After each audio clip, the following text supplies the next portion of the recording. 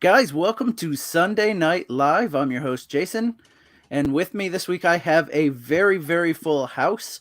On Sunday Night Live, we like to do NFL news of the week, although we are in the dead zone of NFL. It's kind of like the rounds 4, 5, and 6 for running backs. We're in the NFL news dead zone. We do have some NFL news this week, but on top of that, we're doing our way too early hot takes. But first, I want to introduce the guys that are here with me.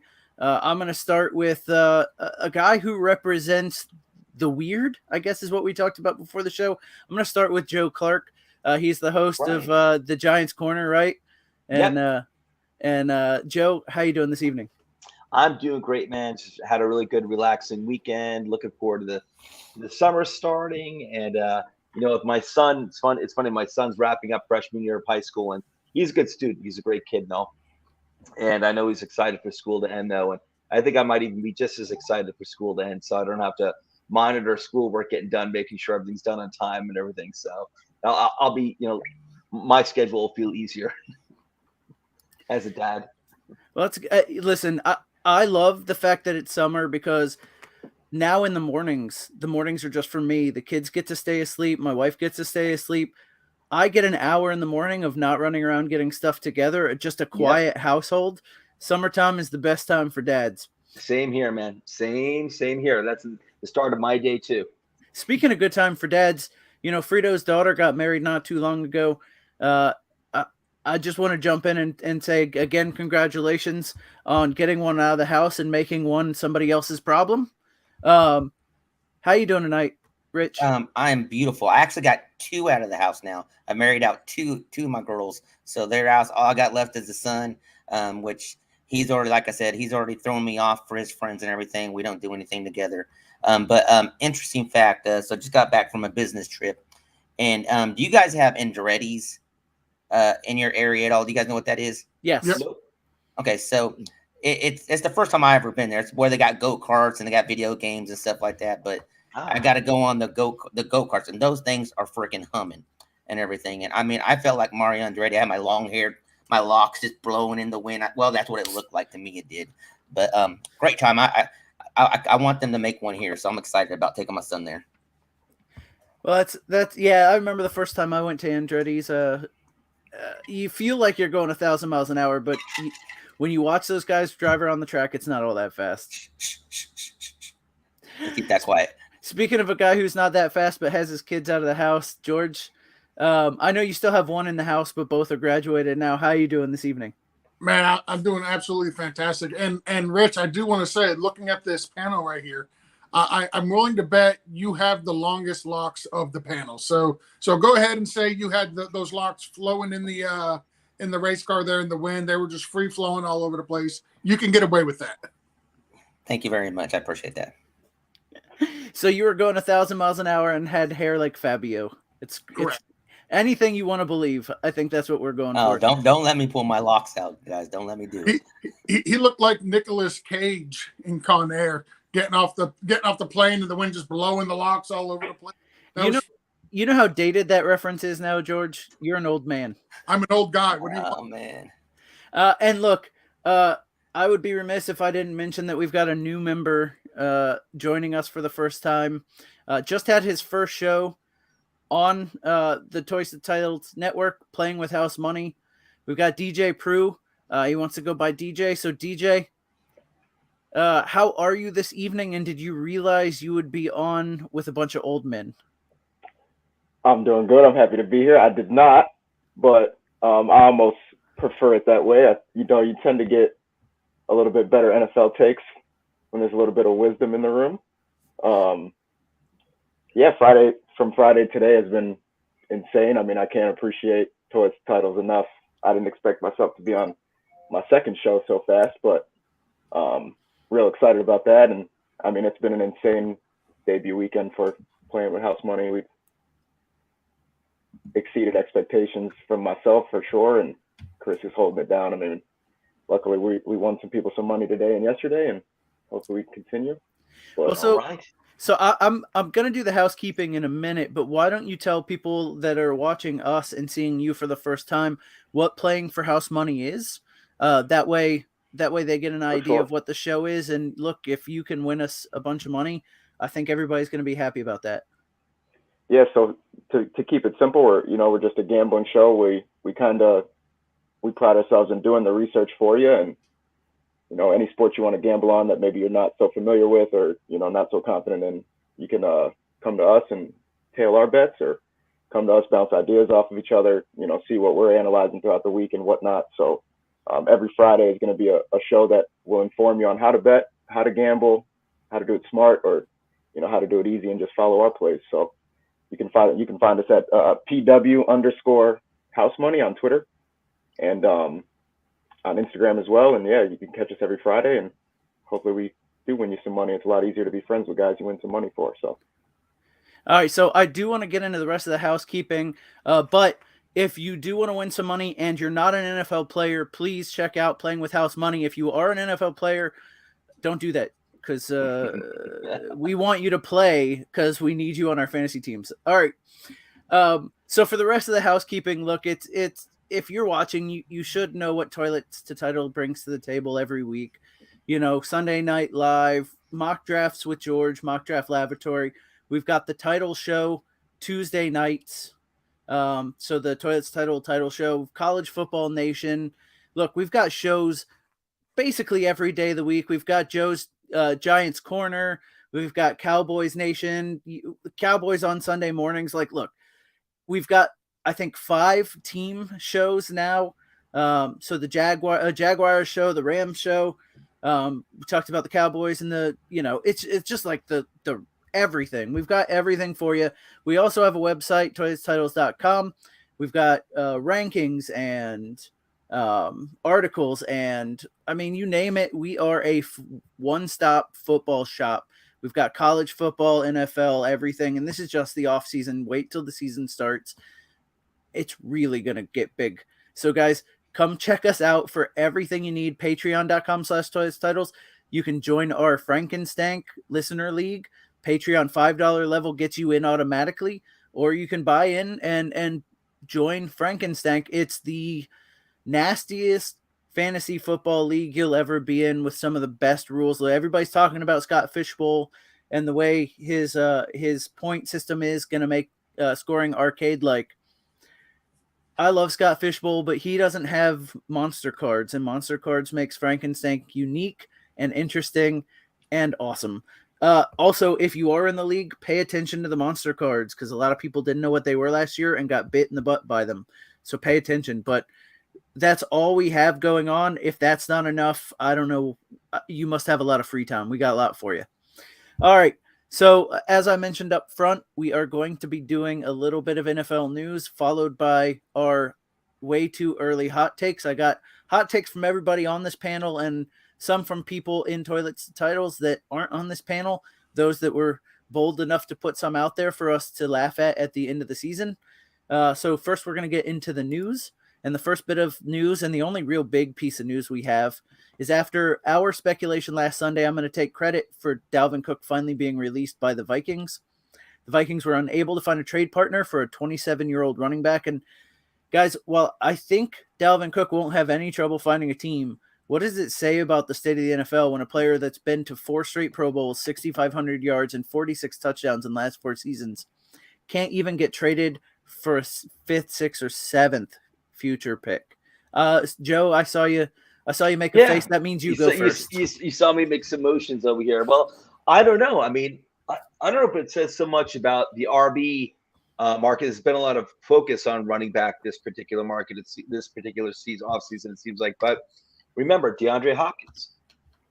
He was just released as well. James Bradbury last year. Giants couldn't tell me you couldn't get a 7th round pick for James Bradbury. And he was cut as well. Has a great year with Philadelphia and just re-signed with Philadelphia. So I mean, it seems like it's happening more and more where, I mean, obviously players are still traded for, but we're not seeing, what you would have expected in terms of, I guess the return value. It's just, I guess it's not there, or teams just figure, well, he's going to be cut, so I can pick him up if I want to. But it's not like anyone's running in to scoop up Dalvin Cook or even DeAndre Hopkins, who's been out there for at least a week now. So, DJ, I'm gonna let you in on a little hint. If you want to talk first, make a face or move your arms. I'm kind of like the T-Rex in Jurassic Park. If I see motion, I'm going to you. So if you want to go, you got to make a little bit of a motion if you want to go first. So, but Okay. because you're new, I'm gonna let you go second. Yeah, I think it's a little crazy. It's funny though. Shout out to Dalvin Cook. I'm actually a diehard Florida State fan, so I'm a big Dalvin Cook fan. And to see him not be able to get a trading partner, it just blows my mind, because the NFL, I know you say D Hop, but he does play receiver. The running back position in the NFL is very different, and the status that it's in right now is, I mean, we're treading a thin line of disrespect. And some of these guys, I mean, we're going to start saying running backs close to 30 or 25. These contracts, trade partners, it's insane. I do think he goes to a contender instantly and makes an instant difference, and the price tag is going to look stupid at the end of the year. Yeah. George, I know what you're gonna say, so I'm gonna go to you next, because we're gonna talk about what team we think he's going for. One thing that may clear the way to what George is gonna say is that Dallas Cowboys, it's reported like a couple hours ago, they're interested in Raheem Mostert. So that may clear a path. But George, what are you gonna say about where you think Dalvin Cook should end up? Well, I'll address first the reason why nobody traded for him. They knew he was going to get released, so why would you give up an asset to get him? Even if it's a 7th round pick, it's still an asset, right? Additionally, nobody wanted to take on the rest of that contract. He was due $14.1 million this year, $15.6 million next year, and $14.5 million the year after that. So that's the reason why nobody wanted to trade anything for him. It's not that he's not a good player. It's not that he's got nothing left to give. It's that contract nobody wanted to take on. We're seeing a very diminished running back market as it is right now. Josh Jacobs and Saquon Barkley both come to mind. Neither one could get a long-term extension done in this offseason, and neither one has signed their franchise tag yet. Like, they're both franchise tag, but neither one has signed. Saquon Barkley came out and said, I'm not even trying to reset the running back market. Like, I don't need to be the number one paid running back. I just want to be what I feel is fair. Now, what he feels is fair and the Giants feel is fair are two different things, but that overall speaks more to the market for running backs in 2023. Like, it is a completely devalued position.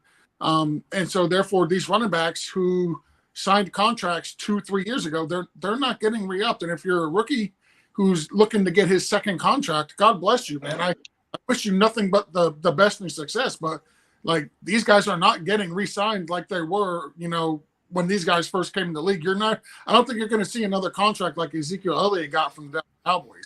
I just don't think those contracts for running backs exist anymore. Or McCaffrey. As for where I think he's going to land, Miami was real close to trading for him in the offseason. He trains in Miami. He lives in Miami. He said he wants to play for Miami. And even though we drafted a running back in the 3rd round in this year's draft, we still have a need at running back. Dalvin Cook is twice the running back of Raheem Mostert and Jeff Wilson. So I'm more than happy to have Dalvin Cook come to Miami as long as we can get the financials worked out. All of which means he's going to the Eagles. Probably. For like $500,000 a year. No, the Eagles have way too high of a state income tax. If he's smart, not going to get a big. He doesn't need a big contract.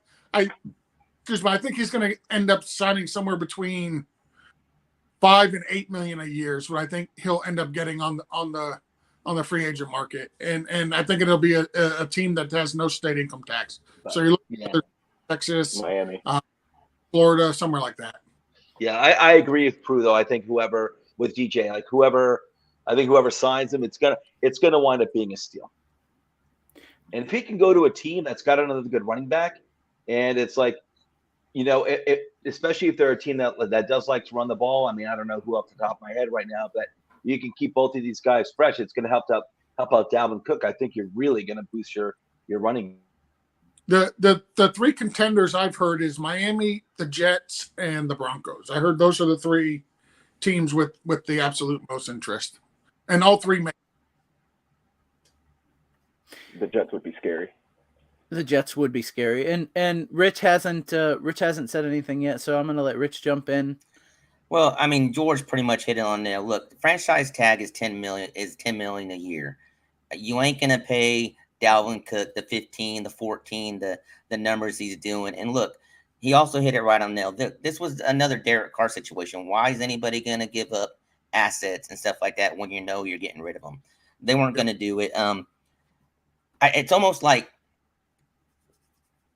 if you know it, people aren't. It's not even point even talking about trades when it gets to the point of the deadline, because people know you're going to drop them. It's what's always talked about and everything. So you'd be stupid to give up assets unless it's like a CMC where he to me he's the only true running back where he's truly running back, wide receiver, however you want to use them. Look, Josh Jacobs was the number one rushing running back last year.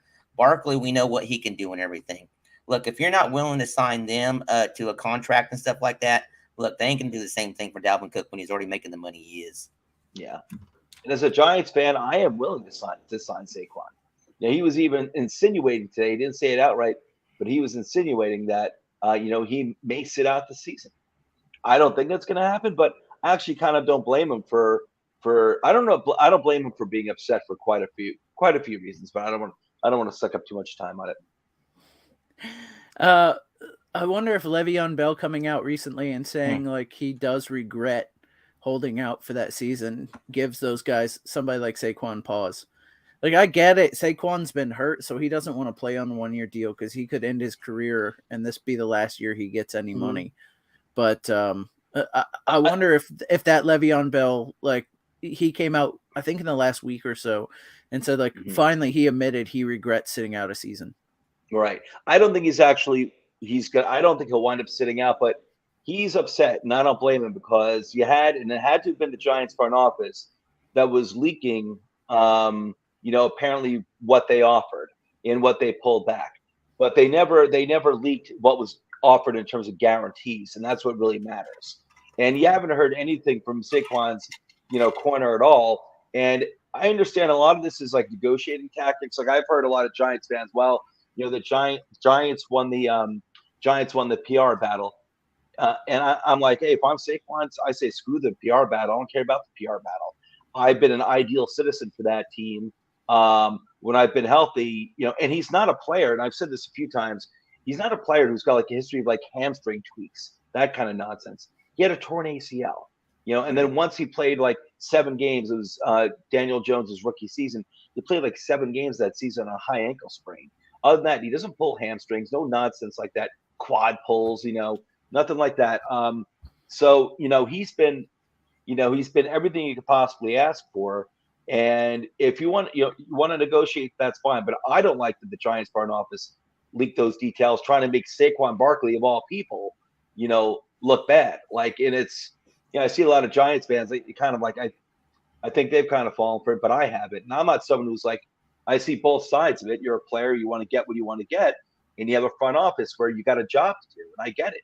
But I didn't like that they did that. If I was Saquon, I'd be pissed off. And he is. 100%.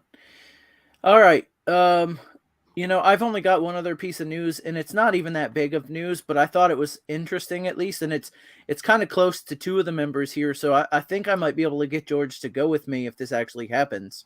We'll have to talk about this off air, but the Jacksonville Jaguars are getting ready to upgrade their stadium. The plans have come out, and they're talking to Daytona International Speedway to play home games there for 2 years while their new stadium is being built. I don't even like the Jaguars, but I think I'd have to go to a Jaguars home game in Daytona International Speedway. All right, so on the panel, who's with me? Who's coming down to watch a game at the Speedway? Look, we're all going. All right. If I was willing to spend the money, which isn't true, but if I was willing to spend the money, I'd go. Here's the thing. Well, go ahead. And I'm the right guy. I love spending monny. We'll be down in Jacksonville, down in Daytona, ready to get at it. I need DJ to make me some money. Let's do it. That's join the Discord. I got you. There you go. Look, George has got most of his family out of the house. He's got a big old house. We'll all just stay with George. Drive up to Daytona. Save you some money, Joe. I like that. I like that, actually. Go ahead, George. It's news to me that I got a big old house. I appreciate it. I've been to your house. I've been to your house. I know how big it is. But what that's what she said. But what's really funny is, are teams going to complain that the Jacksonville Jaguars used the sun to their home field advantage? Because I've been to the Daytona International Speedway. There's no coverings on either side. Like if you're going to put like a football field on the infield, yeah, there's no covering on either side. So I'm sure the Jaguars would probably put tents on their side. And, it might be another Miami Sungate 2.0 where teams are complaining because Miami has the shade on their side and not on the visitor side. So when field advantage. When I was reading about this story, there was a picture of Bethune-Cookman played a couple of games in the Speedway back in the 70s. And, they added some bleachers because the stands are way far away from the infield where they would actually play the game. So they had to bring in like some mobile stands or whatever. The funny thing is, and if you can Google this, this is from the 70s. If you go back and look for any pictures of that game, they're all in black and white. I'm like, man, this is the 70s, not the 30s. What are we doing? Black and white photos of a college football game in the 70s. I think everybody here was Rich. Rich, how old are you? I am 47. So everybody here except for me and DJ were born in the 70s. I was not. Yo, you weren't? 1980. That's why I just assumed. They had color back in the 70s, right, Rich? Yes, they did. All right. I was born in the 1880s. Rich, Joe may be the only one here who had to deal with black and white. When Joe was around, when Joe was a young pup, they had the guy that stood off to the side holding the flash, so the camera could go off, and then they'd hit the button for the flash to go off at the same time. Yeah, exactly. Yeah, even black and white was even before my time. All right. Well, look, unless you guys got something there, like I said, this is the running back dead zone version of NFL news. There wasn't a whole lot going on. We could talk about DeAndre Hopkins for like the fourth week in a row.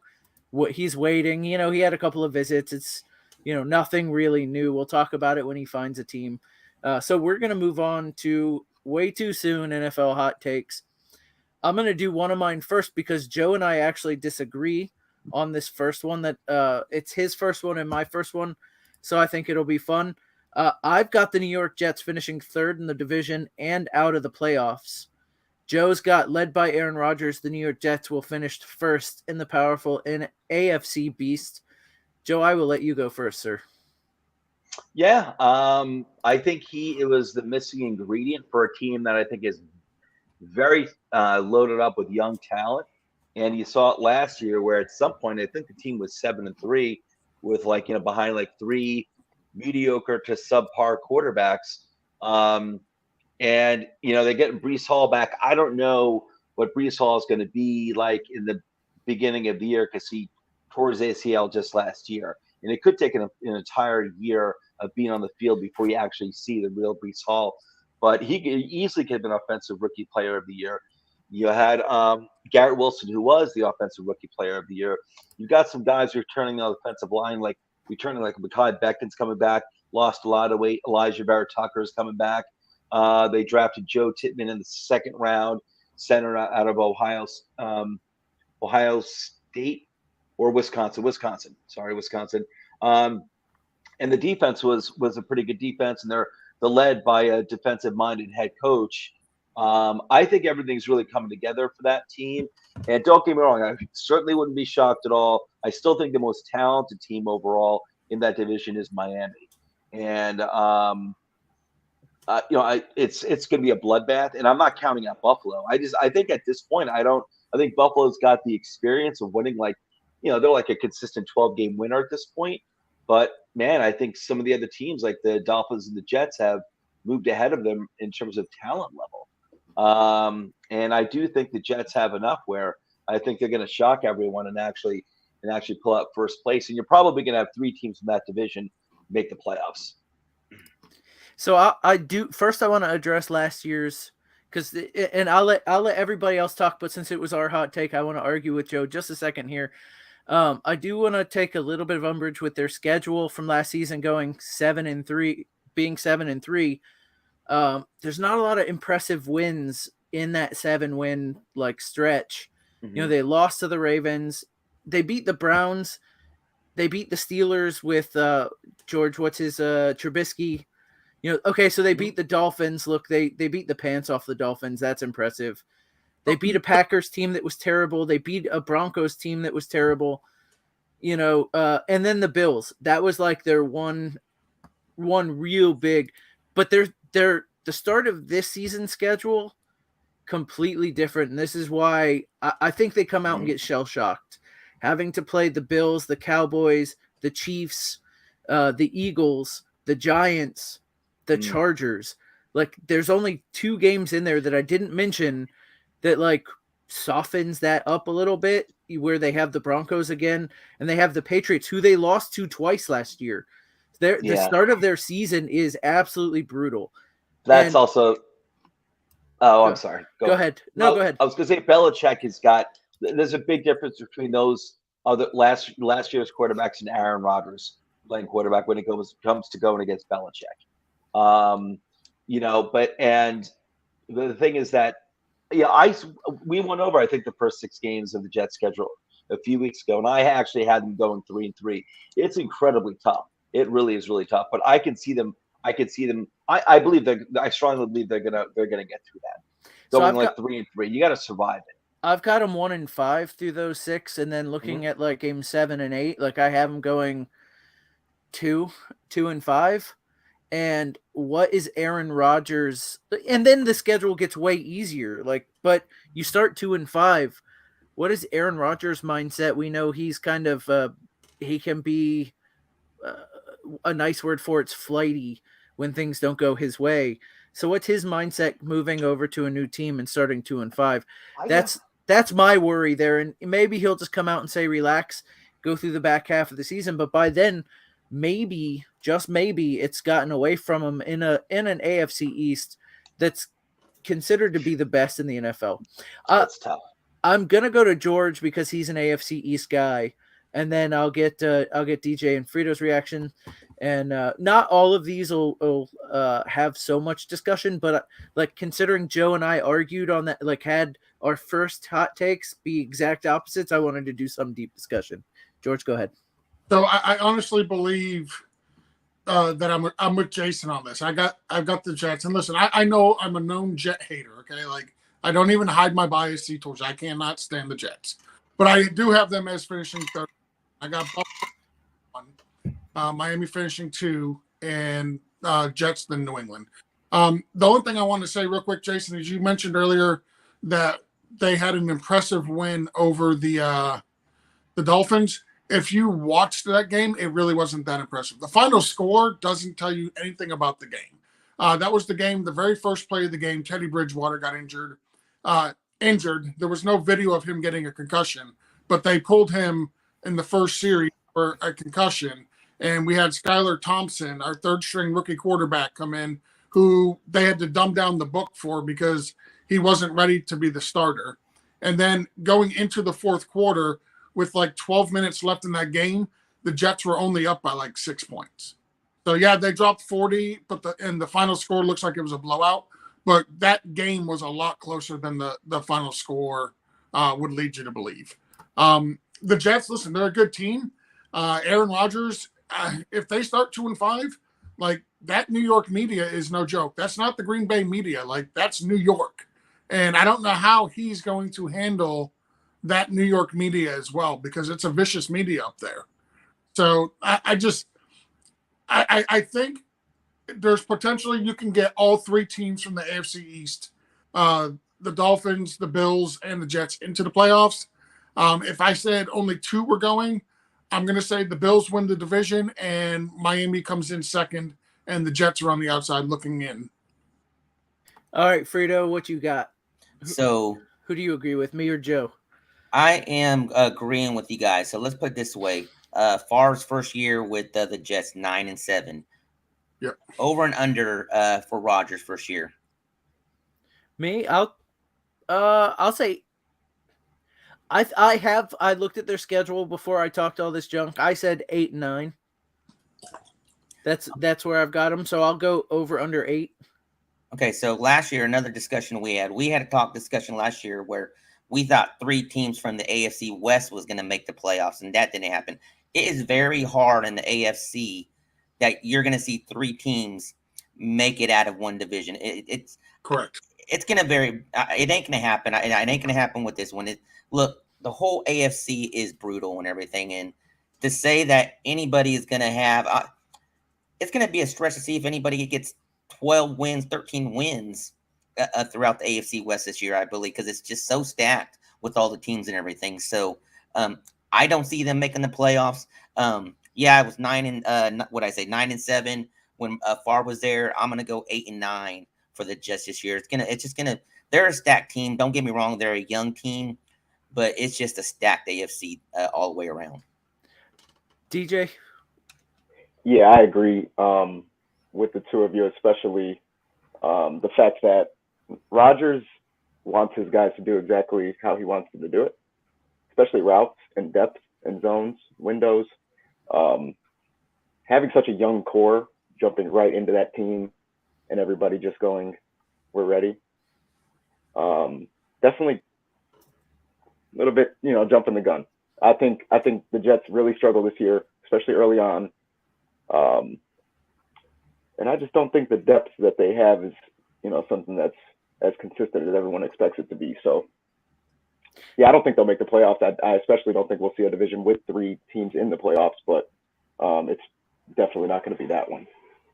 Another thing that concerns me about the Jets is Breece Hall, like his status coming back from a exactly. Let's not pretend everybody that comes back from a torn ACL is Adrian Peterson. Okay, let's set that mentality aside. We've got enough evidence that these guys come back from an ACL tear and they struggle for at least the first half of the season, getting the confidence built back up in their knee. Look what happened with Saquon when he came back from his. Like he struggled the whole year, and then at the end of the year, that's the norm. Yeah, the confidence was there. So on paper, the Jets are a very good team. All teams, there's a lot of teams in the AFC East or in the AFC are good teams, but the Jets have a lot of huge question marks, and I don't see them being the best team in the AFC East. I don't see second. The Vegas has them at 9.5 wins. I would take the under on that. And it's a great point about Breece Hall, and that's the norm. You're not really the same player your first year back from the torn ACL. But they did draft someone who I'm very, very high on in Israel Abanikanda in the 5th round, running back out of Pitt, and I think he is a 3-down running back. And they still have Michael Carter back there, yep. who I think he's more like a change of pace guy, I guess, at this point. But I am really high in Abanikanda. So the other thing to mention there, and then we'll move off of this one, is the Jets' offensive line has not been very good. If they continue to not be very good, Aaron Rodgers is going to have a real tough time. Yeah, I mean that'll be trouble. That's really going to be what makes or breaks this team, I think. So, I just noticed Rich and I argued on the next one a little bit. I've got Lamar Jackson winning the MVP. He's got Justin Herbert winning the MVP. So let's talk MVPs a little bit. And I didn't ask everybody here to mention an MVP, but if you have one you want to throw out, I'm going to mention Lamar Jackson just because he's been an MVP. He's shown he can do it. Todd Monken is now his offensive coordinator. That guy can scheme. I mean, he made Jameis Winston look like an NFL quarterback and a starter at that. So I feel like Todd Monken can do good things with Lamar Jackson. You add in OBJ, they drafted wide receiver.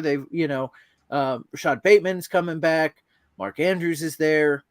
Healthy running backs, hopefully for the first time in several years.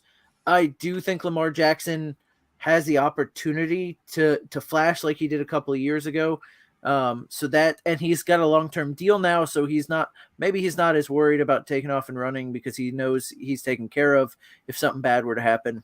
So that's my MVP.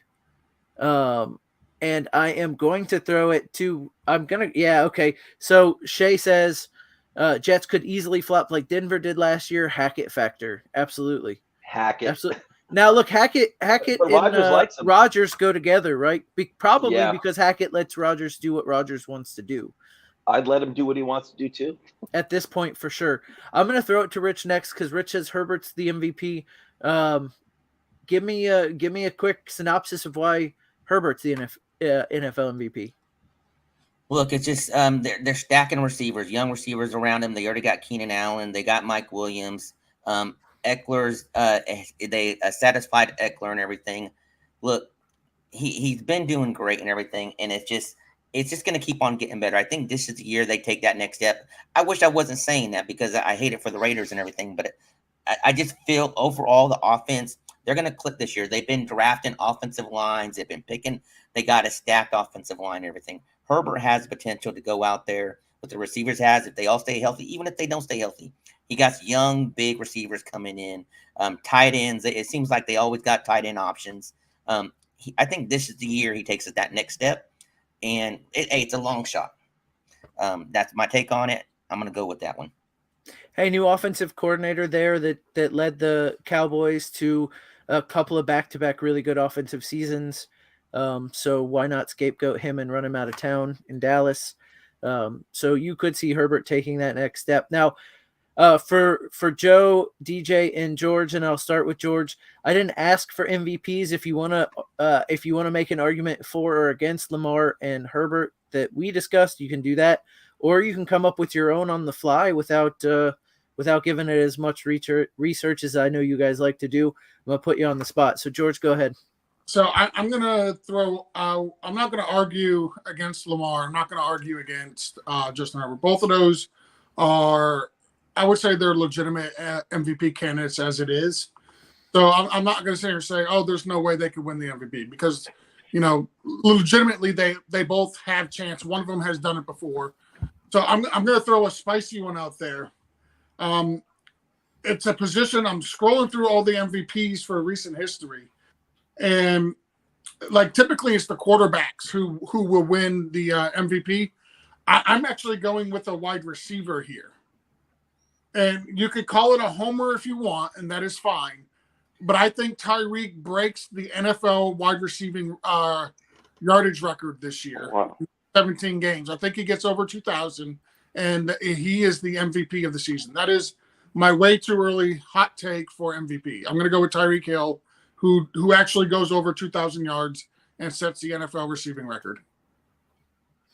That's hot and spicy. Look, if he breaks records, I still don't think he gets MVP. We've seen it. I don't know. Yeah, Cooper Kupp didn't get one MVP. Exactly right. Cooper Kupp had one of the greatest, I'll say fantasy for sure, but one of the greatest NFL seasons we've seen for a wide receiver ever. Now he didn't break single season records for anything, but he had receptions, touchdowns, yards, one of the best. Money. Yeah, Triple crown. He's a triple crown. If you're a triple crown and you don't freaking win MVP after the year he had, this trophy's meant for QBs. It has to be huge, but I don't think it'll happen without him being, unless he switches to QB. But he wasn't playing. And he wasn't. It is hot. It's totally hot. I like it, George. I disagree, but I like it. And if there's a wide receiver who can do it, it's Tyreek Hill. But also the thing with Cooper Kupp is awesome. He was awesome. He wasn't playing across from Jalen Waddle either. And Tyreek's got that other awesome wide receiver who's going to be getting receptions too. So I think it makes it more difficult for him too. I look at it as I could have gone chalk. I could have went with a quarterback, right? Odds. Statistically speaking, quarterbacks are odds on to win this award for MVP. I wanted to go something spicy. I wanted to go outside the box. I didn't want to go chalk and just throw up a quarterback who probably is going to win. I wanted to go out there on somebody who I didn't think would actually win it, but somebody you could make a case for. DJ, you gonna throw out something crazy like a punter or kicker, or are you gonna go quarterback with the No. rest of it? No, not at all. I actually agree that this year is pretty perfect for Lamar to really show himself again, as he did a couple years ago. And shout out Munkin. His cousin was actually my offensive coordinator in high school, Matt Munkin. So, and yes, it is related, first cousins. So I won't get in trouble for throwing that one out there. But yeah, shout out my guy. And yeah, Lamar is loaded. He has full team around him. As long as he stays healthy, I think he has a lot to prove. A chip on his shoulder, and I think he shows out this year. I don't think we're going to see any hesitation or any slowing of him running the ball. So I wouldn't doubt we see another 1,000 yards rushing. Was Matt as good as Todd as far as play calling? What do you think? He had it a little easier, but Matt, he is the coach that taught me just the absolute most about the game in general, and all the chess moves and whatnot. So yeah, shout out to the Munkin family. They are very, very football knowledgeable. Look, anybody who can make Jameis look as good as Jameis looked while he played for Tampa, he's good at he's good at scheming. Stop throwing jabs at my guy though, man. Florida State, come on, you're hurting No, my listen, heart. I'm a Buccaneers fan. I wanted Jameis to work. Oh yeah, more. Yeah, I wanted Jameis to work more than anybody. It just didn't. Oh yeah. So you were happy that draft night, and then sad shortly after. Yeah. It's okay. Oh, that first game showed me pretty quick when Jameis's first pass was a pick six and Mariota's was a touchdown, and they were playing each other. I was like, oh man, this may not be great. I still think they made the right decision to go with Jameis. They did. Yeah, of the two, yeah, I think, but it didn't work out anyway, and we won a championship. It wasn't going to work out either way with either quarterback. Right. Yeah. Hands down, I was going Jameis. Absolutely. All right, we're gonna get to another hot take. I'm gonna do one. I'm gonna do. Oh wait, Joe, did I go to you? Oh, I didn't. Yeah, real quick. I like Lamar, and I'll say I'm going with Lamar. I love the Lamar pick. All the other Herbert is totally reasonable. I like Tyreek Hill as a wild card. That's spicy and hot. But it's but if a wide receiver can do it, it's certainly Hill. I just want to say real quick, I love what Baltimore has been doing the past years and turning over their coordinators. They got a new defensive coordinator last year. The young guy they brought back from Michigan.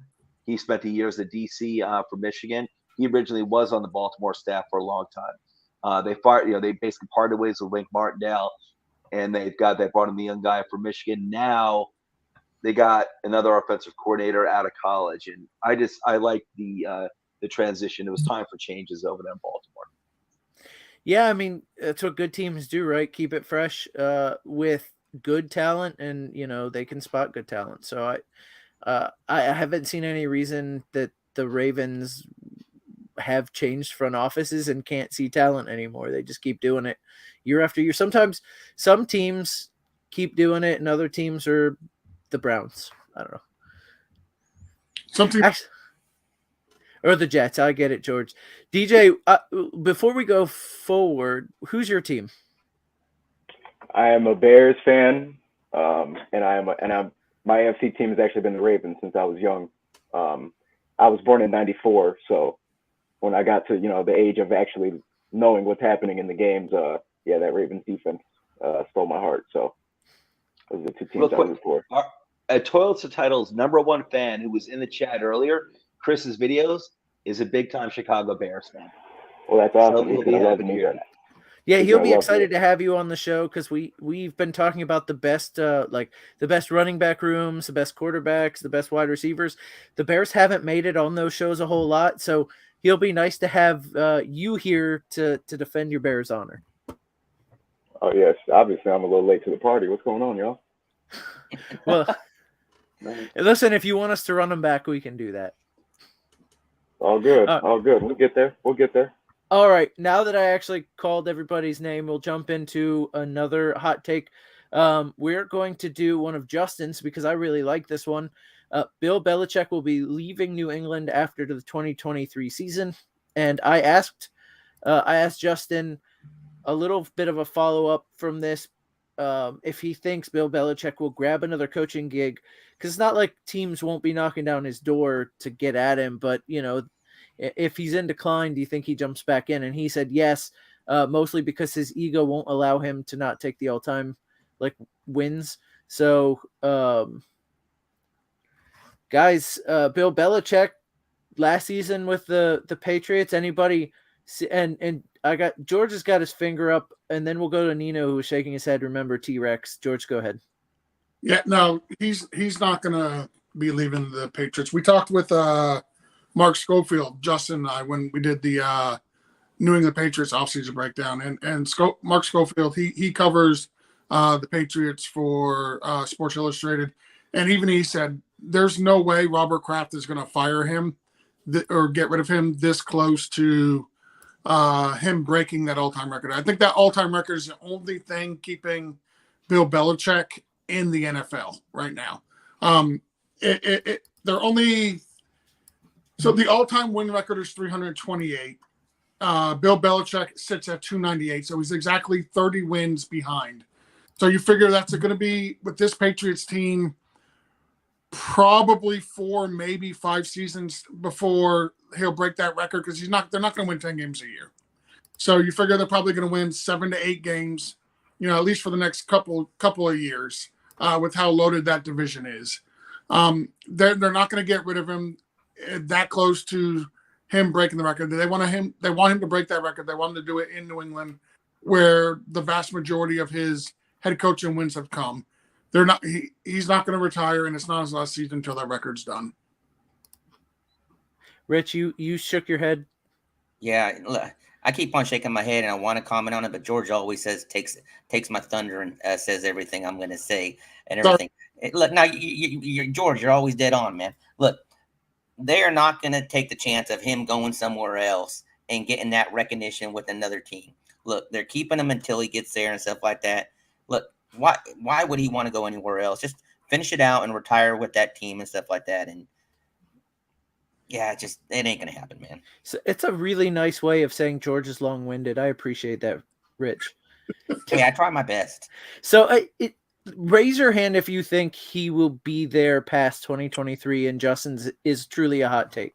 Anybody not think? Okay. So everybody thinks he's going to be there.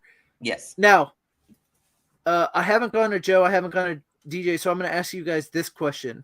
Do you think Bob Kraft gets the cojones to pull the GM stuff away from Bill Belichick? Because of everywhere Bill's struggling, I think the GM's portion of running the team is where he's struggling.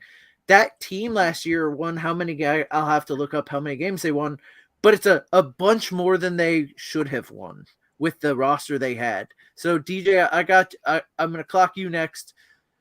Should they pull that GM away from him? And then will he finally get the huevos? Can he pull them away from the masseuse and use them to take the GM away? I don't think so. I think he needs to. I think Kraft, what he should do to just keep everything as calm as possible, because you don't want to ruffle feathers too much. Just kind of give him a better team around him during those times. People he trusts, people he'll listen to. I feel like when he gets dead set on a player, there's just no changing it. And then you try to mold guys for too long, and then you can't just accept that the draft pick just wasn't what it was or what you thought it was going to be. So I think Kraft he won't have the cojones to pull that, for one thing. I'll say that first, but I don't think he should either. I think you just got to get more perspectives on these guys you're drafting. And so don't pull it away from him, but put a team around him that'll push him in a direction. He pulls it away from him. Bill's going to be. You're going to start a whole vendetta. If he does pull the GM stuff from him, then I would say Bill might be gone next year. Yeah. Wholeheartedly. Joe? Yeah, no, I agree 100%. I don't think – listen, if I'm Kraft, I'm not pulling anything away from him. He's Bill Belichick. He went to 9 Super Bowls. He won 6 of them. I'm not pulling anything from the guy. He's got it until he's ready to retire, or at least until he gets to that record. He can – for me, he can do what he wants to do. He's smart. Listen, he's got I think there's got to be better drafts. That's the key thing. But I'll make him come to that realization. Maybe he's an old dog who can't learn new tricks. I don't know, but I'm not moving on from a guy like that. And I'm not. If he wants GM duties, like he's not going to give that up. I'm not even going to bring up taking it away from him. All right, going back to George, who had his finger up. Yeah, so the Patriots last year were 8-9. If they would have beat the Bills in their season finale, they would have went to the playoffs. All right, so let's not pretend that the Patriots were a very bad team last year. They weren't. They're projected right now for next year to have $95.3 million in cap space. Ooh. Of cap space. You know what though? Bill Belichick will go get him some more Kendrick Bournes. And he'll spend it. He'll spend it on what Bill. More Jonnu Smith, right? What was Nelson Aguilar's? He'll go get him some Hunter Henry. Pay a whole lot of money for those guys, right? I know. You know why? Because outside of the 1 year they had Randy Moss, right? When was the last time the New England Patriots went out and spent that wide receiver? They didn't. They brought in these unheralded guys like Wes Welker, Julian Edelman. These guys that were cast off from other teams. And what did they do? They ran the ball, and they had one of the best defenses in the NFL. Yes, they had Tom Brady. Yes, greatest quarterback in NFL history. I get that. But outside of that, they also had one of the best defenses in the NFL. And that's what Bill Belichick will do. He'll spend all that money bulking up the defense so they can run the ball. He'll find himself a game manager, and he'll keep himself afloat right around 8 to 9 wins each year. That's what he's going to do, and that's going to be enough for Robert Kraft not to get rid of him and not to pull anything from him. Let's not pretend that teams don't go through waves. Like the Patriots had 20 years of unprecedented highs. Like, yeah, they're going to have a couple of lows for the next 2 or 3 years, but they're built in a way to where they can rebuild and try to get back. So, no, they're not going to pull the GM from him. They're not going to get rid of him as a head coach. It's ridiculous to think that. So we're going to jump on to the next one. I do want to go back to real quick. I do want to make a comment on they had Matt Patricia as OC. That won't be the case. Okay. Yeah. And Moon's right. He's 100% right. Oh yeah, he's 100% right. But who's the GM who made Matt Patricia the OC?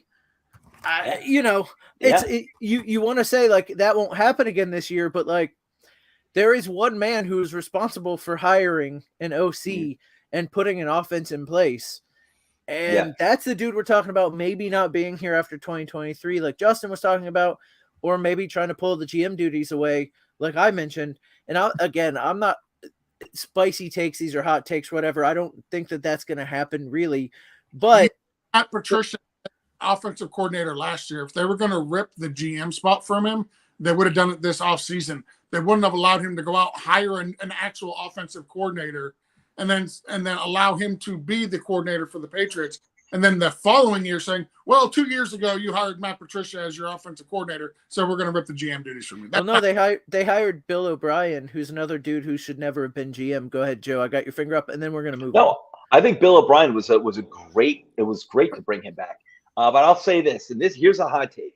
My hot take, and it's not on the document. I just came up right now because I'm a genius.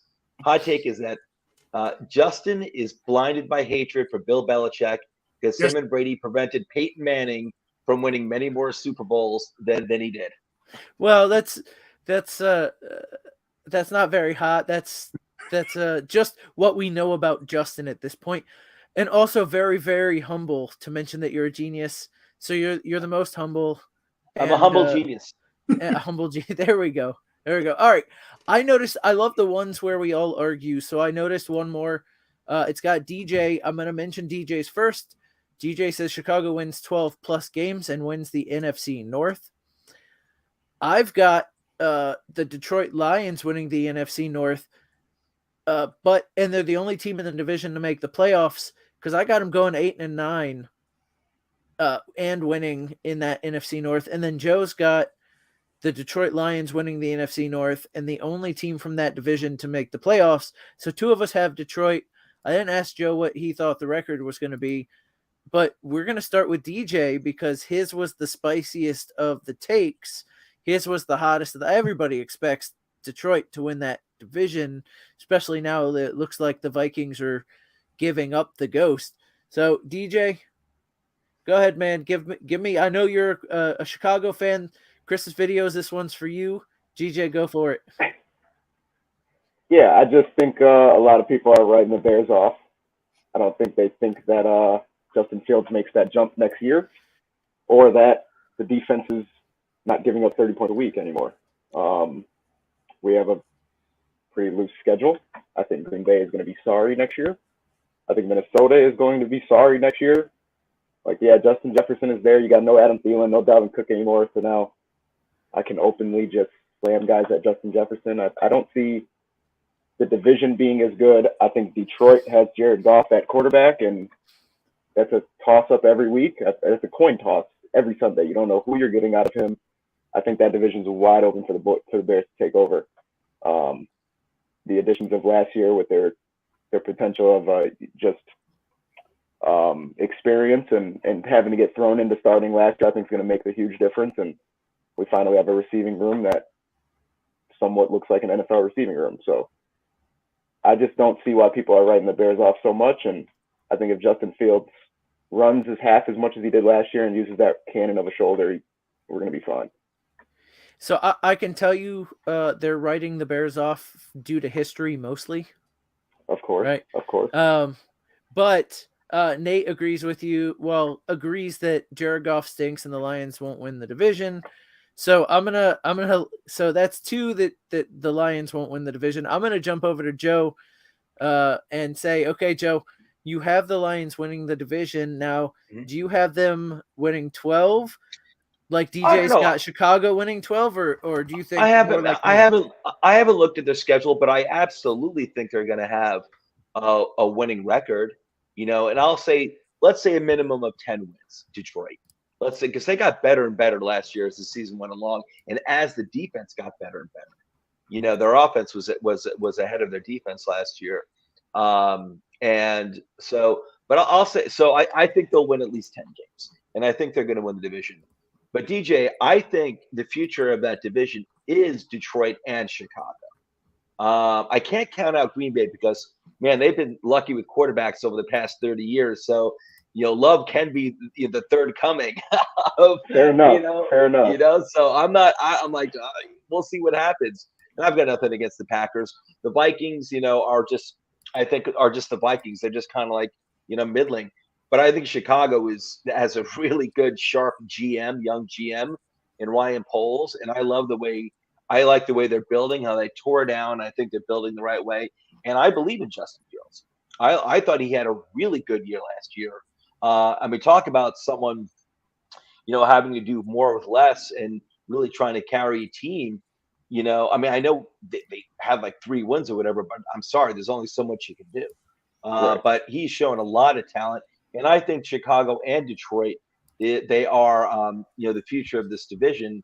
But for me, like, Detroit is there. Like, they're a scary looking team. Like, Chicago still, they've got stuff to prove. But, I like the long-term outlook for Chicago.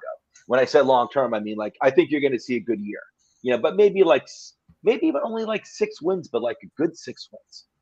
All right, things are trending. Yeah, they had multiple games last year of 30 points that they lost. Oh, yeah. They have multiple 30-plus points that they lose games. I just don't see that being the case this year. I think that jump is going to be noticeable.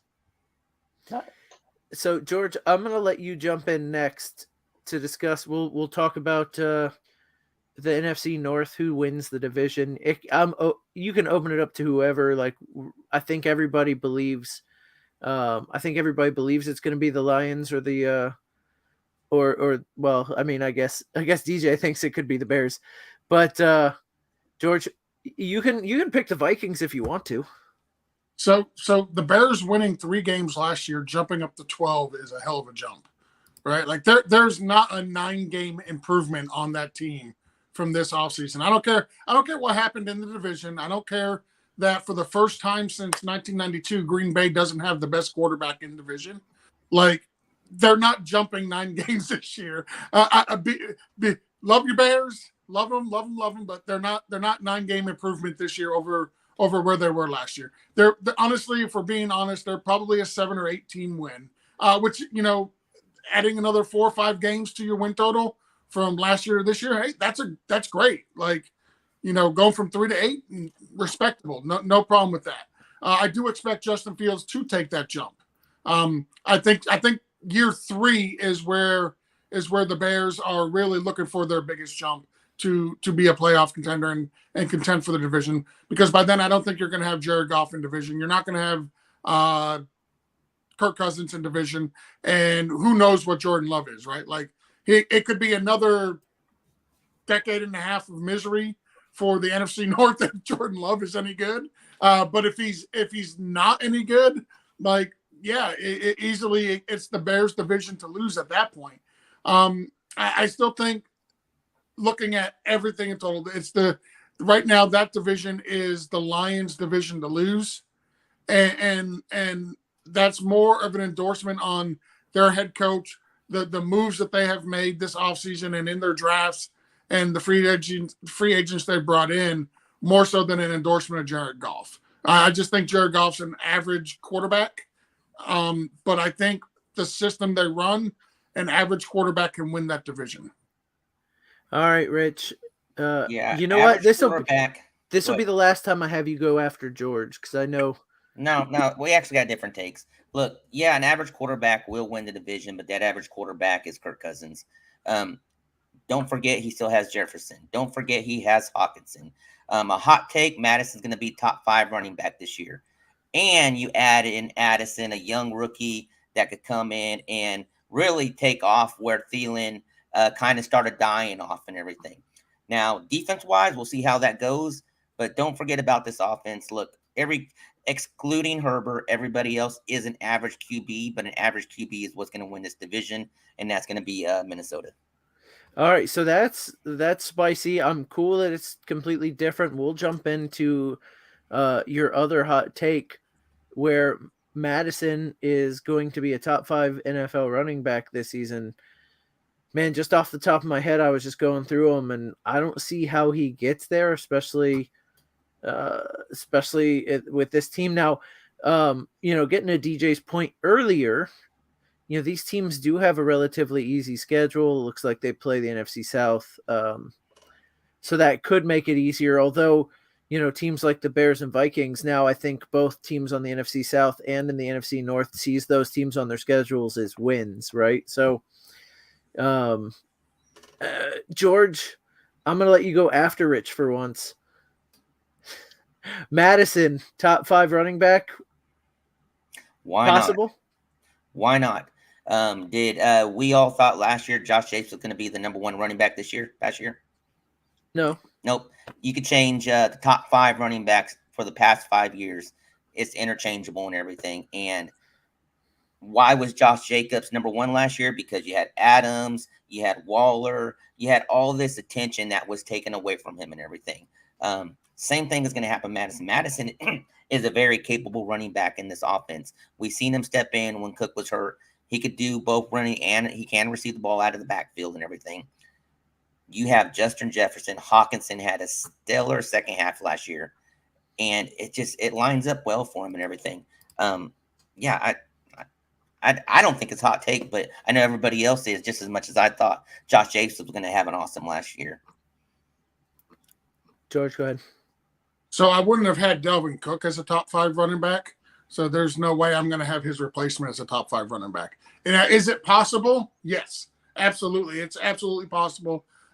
Bringing up the fact that nobody had Josh Jacobs finishing as the number 1 rushing RB last year, and any given year it can happen, right? Like, a different running back can definitely finish as the top running back.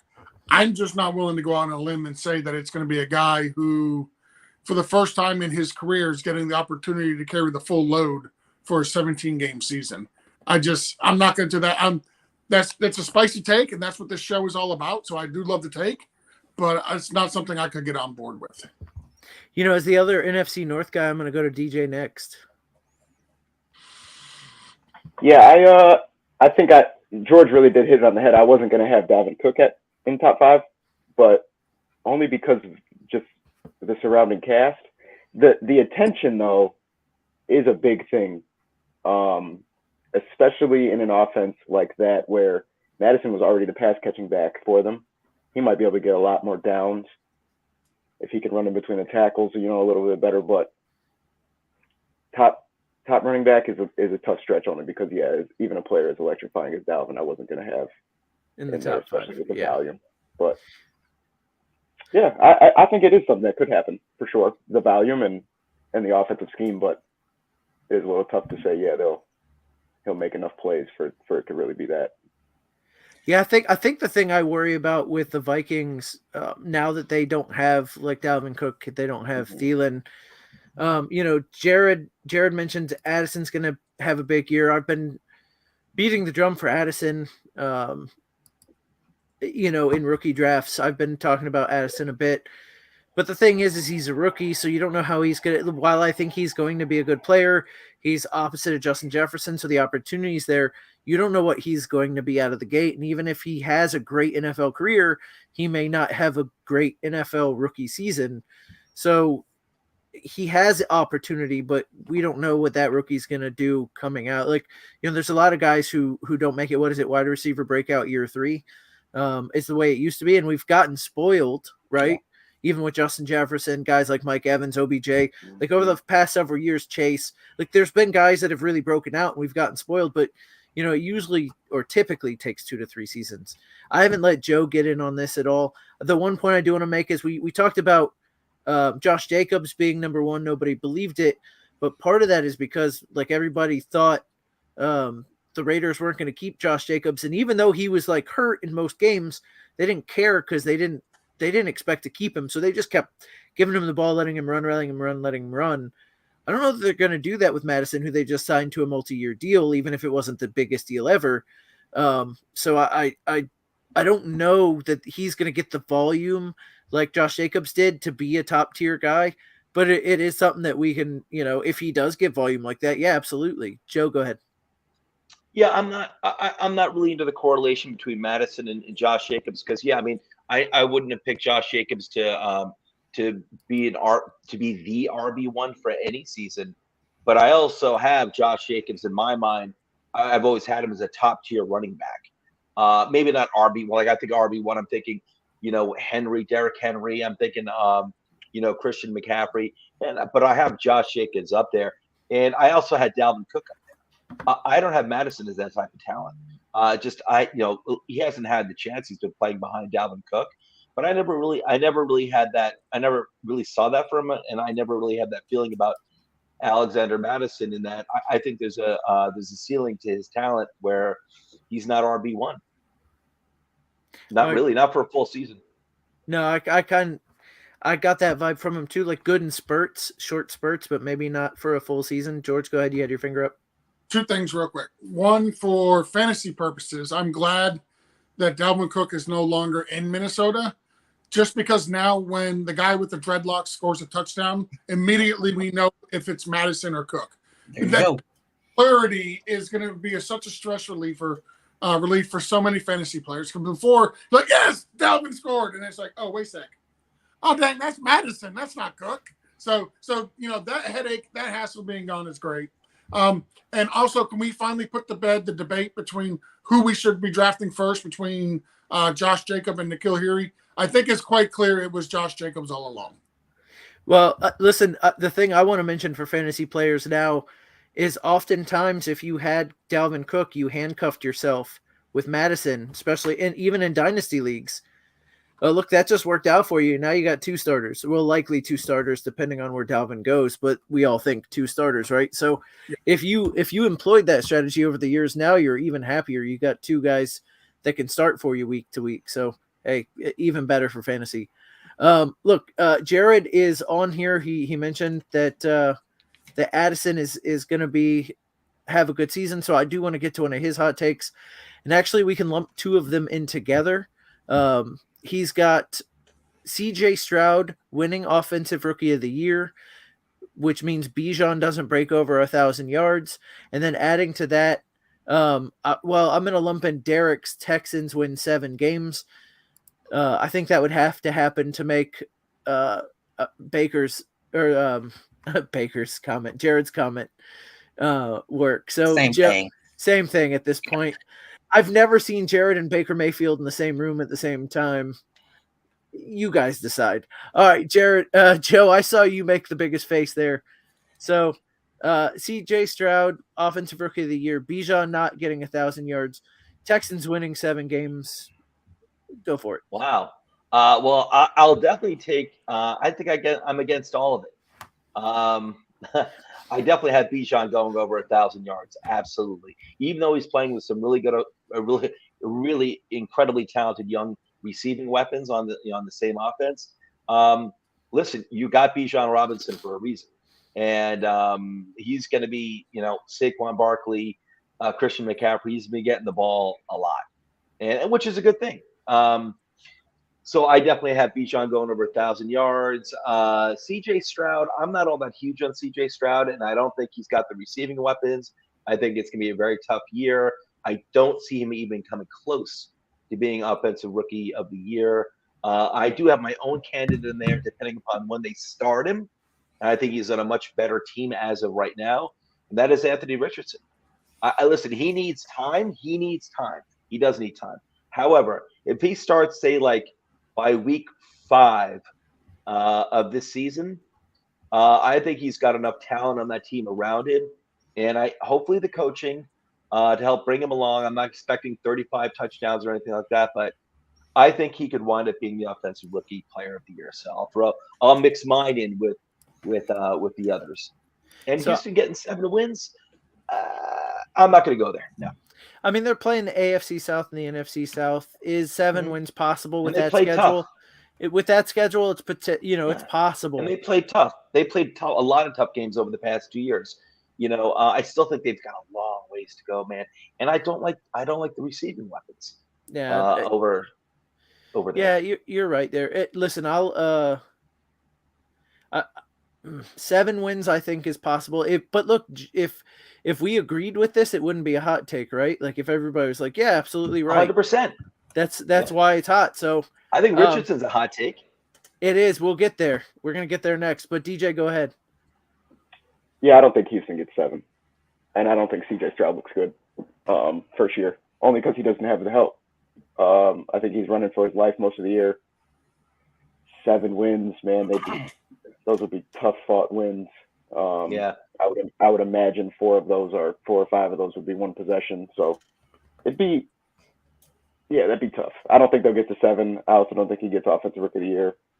Bijan going over 1,000, I feel like it'll be tough sledding, but he'll get the volume. So I think he hits that too. So yeah, I don't know those. That's a stretch. Is that a Texans fan or Ohio State fan possibly? I don't know. Oklahoma. Oklahoma. Oh yeah, Boomer's a big Oklahoma fan. Okay. Exactly. Yeah, that's going to be tough sledding. Oh, anyone out of Oklahoma?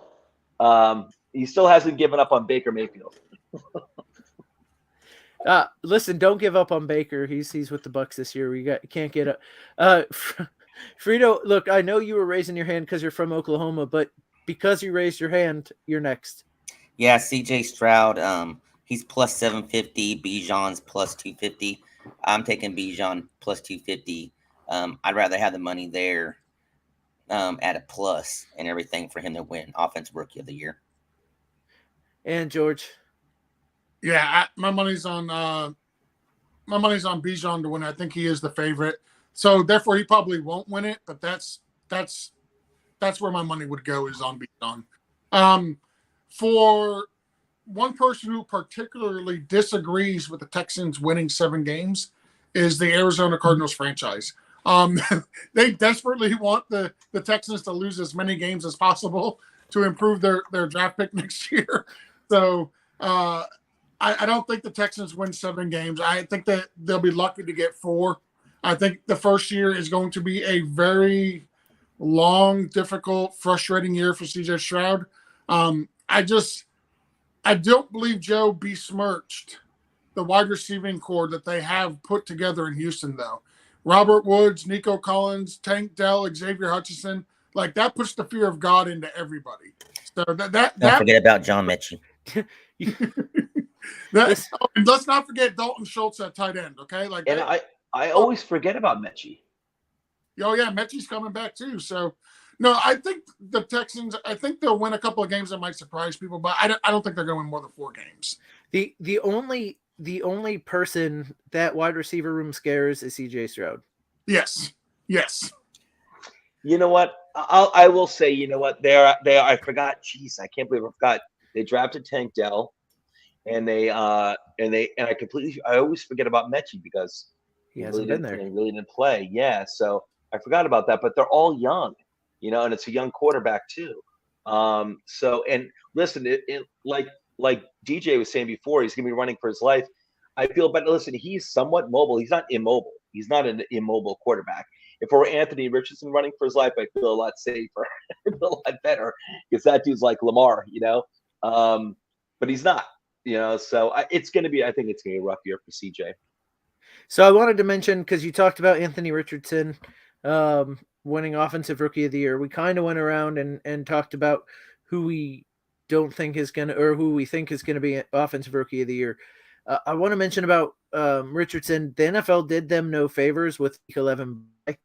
You like to have the transition, that 1 week transition, but man, Week 11 bye, if he doesn't start, you have to figure out throwing him in there.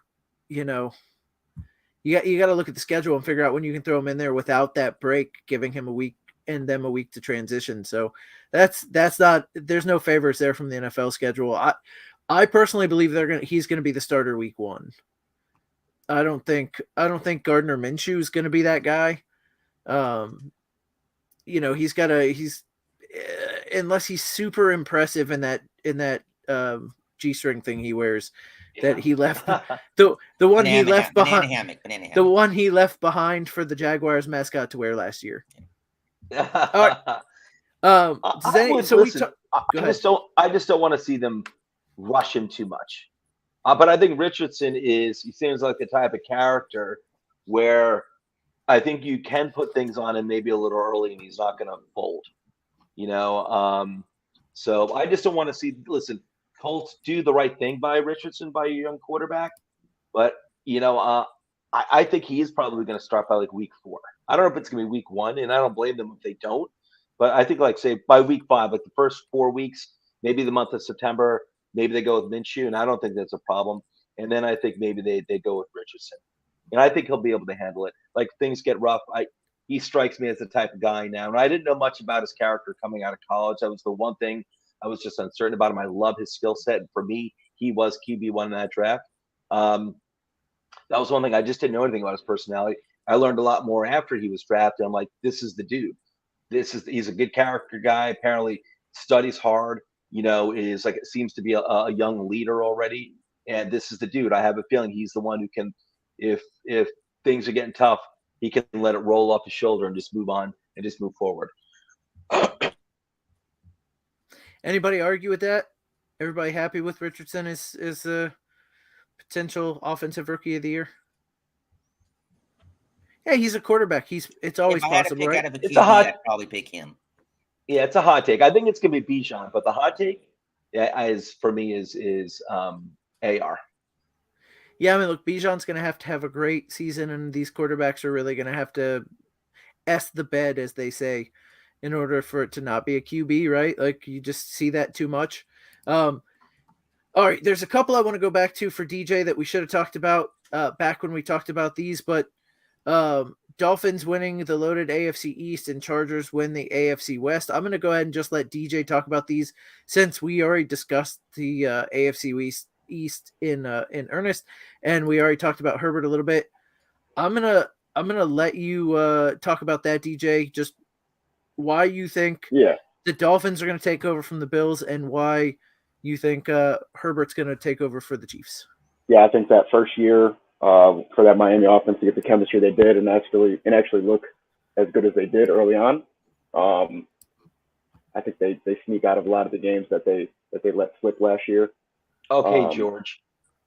And then as well as that defense, getting an island corner in Jalen Ramsey, especially if he looks, a couple of years ago, Jalen Ramsey, and not what, we got in spurts last year. But I think everybody's, expecting the Bills and the Jets. And I think Miami has that real consistent, like, full roster that you can really make something happen with, as long as you don't give up too many points. So I think they take that division, long season, 17 games. So, I mean, I think they have the most well-rounded chance. And then the Chargers, I'm really just kind of banking that one on Herbert making his jump. I think, there's no reason he shouldn't throw for 4,500 next year.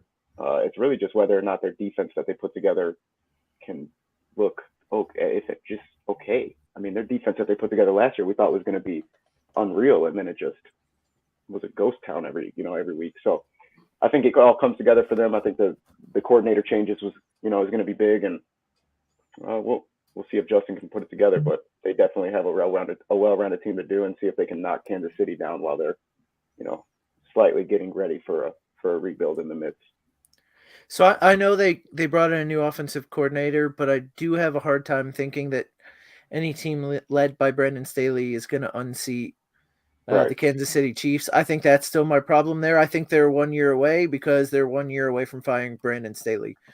And what's okay about it is, like, other than, maybe Keenan Allen, they have a relatively young core. So, like, they have a couple of years to get that right. But I think it's going to be tough with Brandon Staley there. So I like it as a hot take for sure. It is definitely a spicy take, but man, it's going to be tough. I do want to go back to your Bills take, because our number one fan, Chris's videos, did say, your Bills Dolphins take. The Dolphins either make the Super Bowl or lose the conference title game. We didn't pop that up earlier because we could talk about it now. So it looks like you and Chris, our number one fan, it's always good on your first time on the Sunday night show that the number one fan and you guys get along. So DJ, Chris, DJ, congratulations. You guys have met a friend. All right. Let me look through this list. There's one on here I really liked from Derek. It's Mike Tomlin has his first losing season. Now, I don't know how spicy this is, because the last several years, I think we've all kind of looked at that roster and looked at that team, and you think at some point they're going to have to rebuild to the point where they're not going to have a winning season. This could very well be that year, but I don't think it's that spicy, man. Like, I do, like, it's spicy because it's never happened, but I think it's very much possible that he has a losing season, or hey, he ends up 8-8-1. That would be poetic, wouldn't it? But he wouldn't be under 500. No, he wouldn't be under 500. I'm gonna go with Rich, because we're gonna talk to him before we talk to George. No, it ain't going to happen. If they didn't do it last year, they're not going to do it this year. It goes the same token as the AFC being such a deadly road to go through. There's going to be wins and losses. I think they pull off wins. I know Robinson doesn't add a lot to them, but they basically got the same team. They had a good draft. Allen Robinson comes over as a receiver too. I know he's a little aged in the teeth and everything, but I just don't see it happen. I don't see him having a losing season. I think he's burnt, man. When it comes to Allen Robinson, I think he's, we thought, okay, maybe it was Chicago, and I wish, DJ will come back and we can talk about that. And we thought, you know what? It was just Chicago. Allen Robinson,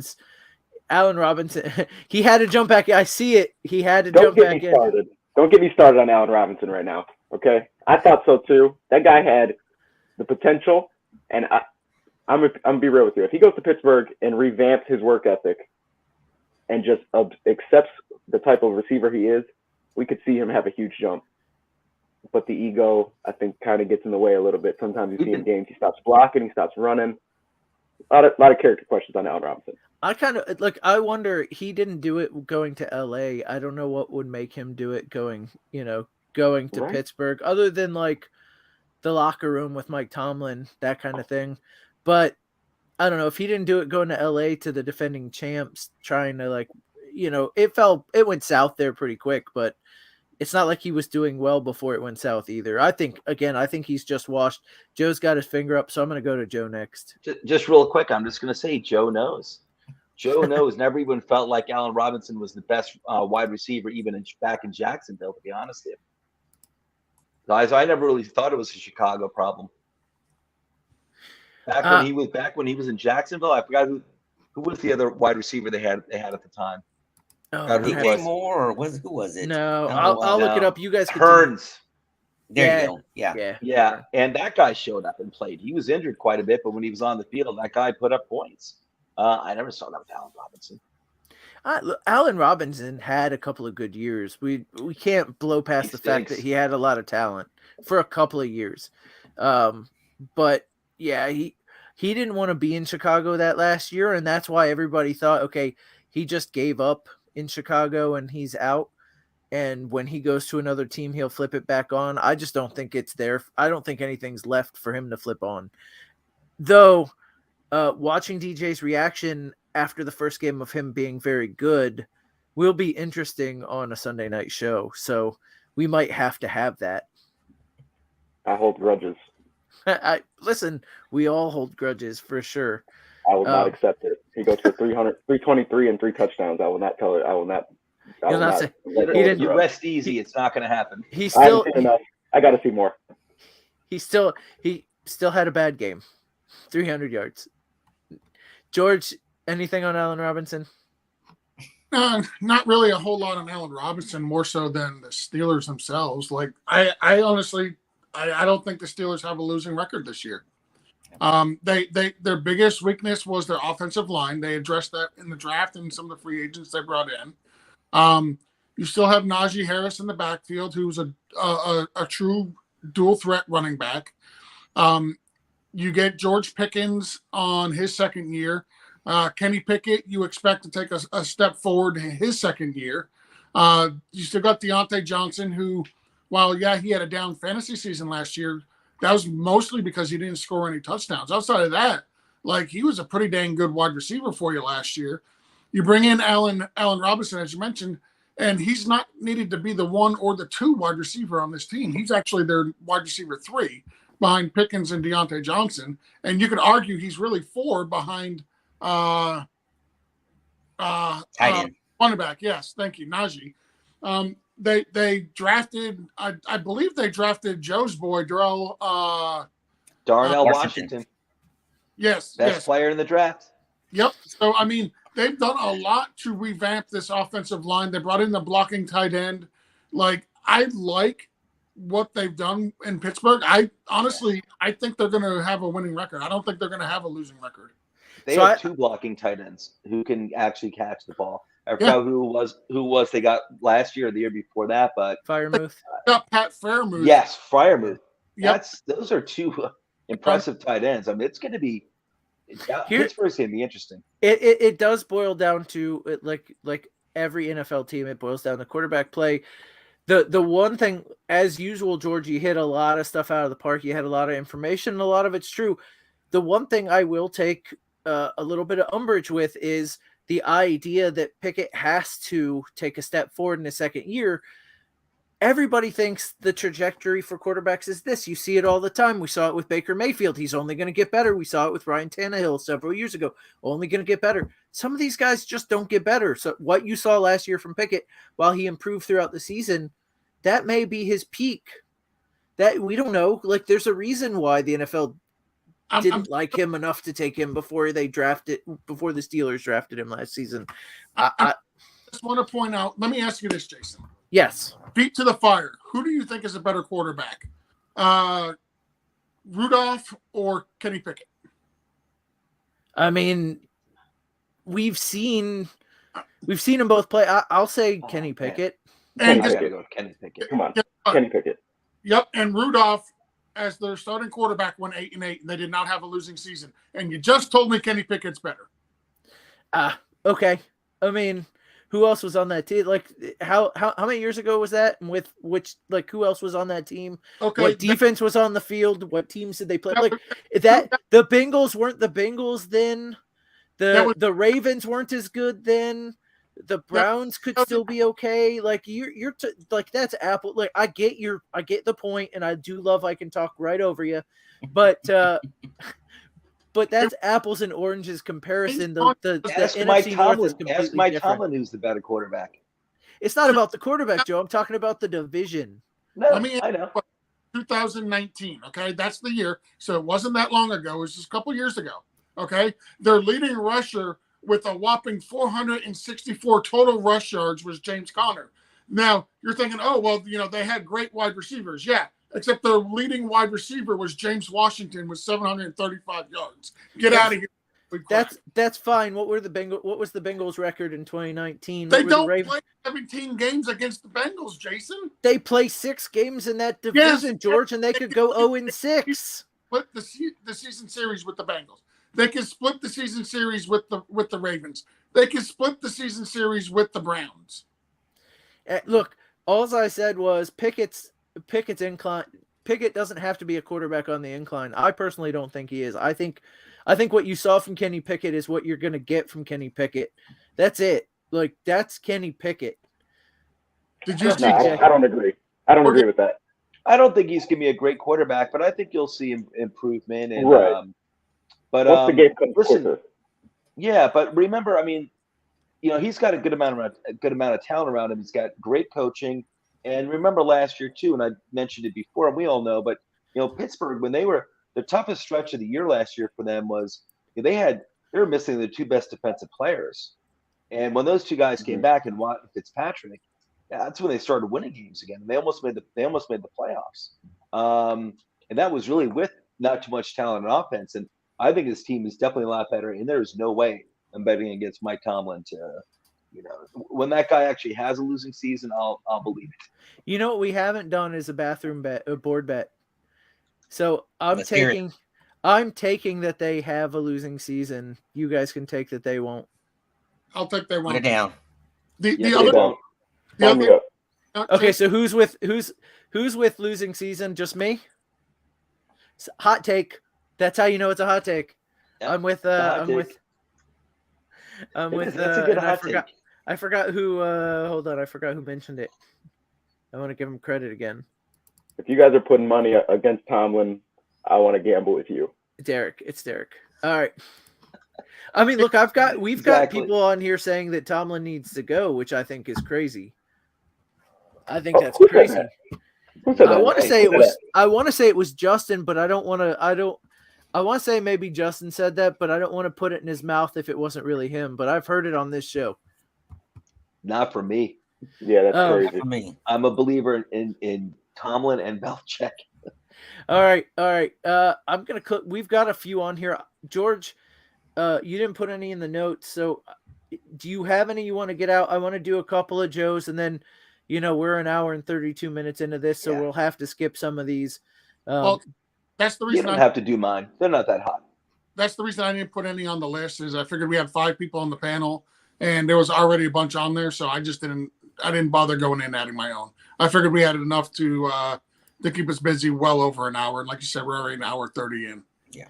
All right, so then we are going to go ahead and wrap it up, and I do want to say, DJ, it was very nice having you on, having some rational, calculated discussion, unlike the 4 old guys talking emotionally, and it's good to have you on, and I hope to have you on as often as you want. Sunday nights are open. It's roundtable, so come on, especially next couple weeks, because I've got family obligations. So I know these guys will be happy to have you on, just like I would. So thank you for coming on again. Why don't you go ahead and plug your show before I do the housekeeping again? At PrewBaby10 on Twitter, at PW_house money on Twitter. Every Friday at 11 a.m., 12 Central Eastern. Come hang out, man. I appreciate you guys. We just had a huge weekend. A lot of money was made. I mean, we're up like $3,000, 30 units, however you want to look at gambling. It was a huge weekend. Don't miss out next weekend. And we'll be here. Thanks for having me, guys. Seriously, this was a pleasure. Up 3,000 galactic credits. Yeah. DK dollars. again, you have to go watch it unless you're an NFL player, and then you guys. It should just be, honestly, that show should just be blocked from NFL players. You know how they have the kids blocks. Like NFL teams should go ahead and block internet gambling shows for those players completely. Not just for NFL. Look, there's only 53 players on a roster. There's only 32 teams. Like we can handle that amount of people not watching if everybody else watches. DJ, I think I saw your For face. sure. Look, it's just a small, sure. and look, it makes gambling easier if those guys are on the field and it's predictable, right? So, so we don't want to watch it. If they do want to gamble and they want to, work something out with me, we can call a couple games. Don't do that. Stop it. Stop it. I'm kidding. I mean, allegedly. He's getting Buccaneers on the program. George, you had your finger up. Nah, go ahead. It's fine. Nah, go ahead. Okay. All right. So again, I'm going to go through the spiel. We've got shows every night of the week. We've got multiple mock drafts being run by George at all times. Come to our Gilded chat. Ask, go to Toilets Titles on Twitter. Say, hey, I want to be in the Gilded chat. Join us at patreon.com/toiletstitles. $5. The $5 level gets you into the Frankenstank automatically. Again, George is doing mock draft after mock draft throughout the week. He's been running some Scott Fishbowl mock drafts because Scott Fishbowl is right around the corner. So jump into those. We're going to have rankings based off of those mock drafts. You can go to toiletstitles.com where we have player rankings. We have articles that come out. You can catch everything that we do. Like and subscribe on YouTube because, hey, if you don't like and subscribe on YouTube, we don't know you're a fan. So come show us how you like us and how much we're helping you out throughout the season. Again, shows every day of the week, and this is just the off season. Just wait till we get into the regular season. We're going to have way too much for you. I promise. You're going to say, oh, another Toilets title show. Okay. I'll listen to this one too. Cause it's just that good. So for myself, for Joe, for Rich, for George, for DJ, for his first time on the show, thank you guys for listening. Thank you guys for watching. We will see you again next Sunday. Good night, everyone.